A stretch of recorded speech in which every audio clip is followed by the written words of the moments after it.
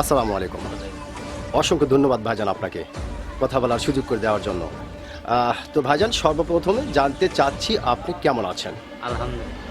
যাক, আল্লাহ পাক আপনাকে ভালো রেখেছে। তো ভাইজান আপনার নামটা জানতে পারি? আল্লাহ আমিন। আল আমিন, সুন্দর একটি নাম আপনার। অত্যন্ত চমৎকার একটি নাম আপনার এবং আপনার নাম শুনে মোটামুটি আপনাকে সামনাসামনি দেখে যেটা বোঝা যাচ্ছে আপনি সাংঘাতিক একটা সাহসী মানুষ। এটা কিন্তু ভাইজান আপনাকে দেখেই বোঝা যাচ্ছে। তো ভাইজান যেহেতু আপনি বাংলাদেশের একজন সচেতন নাগরিক এবং একজন সাহসী মানুষ, সেক্ষেত্রে এই বিষয়টি আপনার কাছ থেকে জানতে চাচ্ছি যে আমাদের বাংলাদেশে একটি নির্বাচন হতে চলেছে এবং এই নির্বাচনকে ঘিরে বাংলাদেশের বিভিন্ন ধরনের মানুষ বিভিন্ন ধরনের কথা বলছে।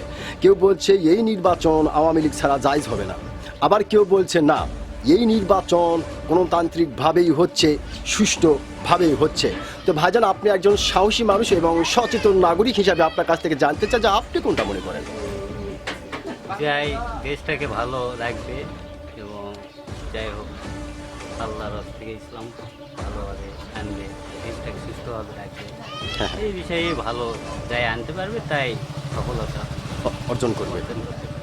মানে যারা মোট কথা দেশটাকে ভালো হ্যাঁ ভালোভাবে রাখবে তারাই সফলতা। বিএনপি হোক হ্যাঁ, হ্যাঁ। দল দুটা দলই তো হবে, হ্যাঁ যাই আনতে পারবে দেশকে ভালো রাখবে, ভালোভাবে গান ধরতে হ্যাঁ হ্যাঁ ক্ষতি খাওয়ার কারণ না হয়, তাহলে দেশটা সুষ্ঠু থাকবে, সুন্দর থাকবে।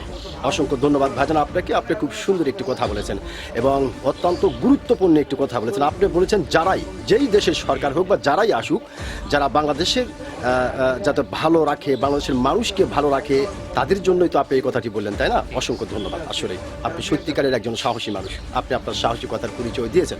অসংখ্য ধন্যবাদ আপনাকে।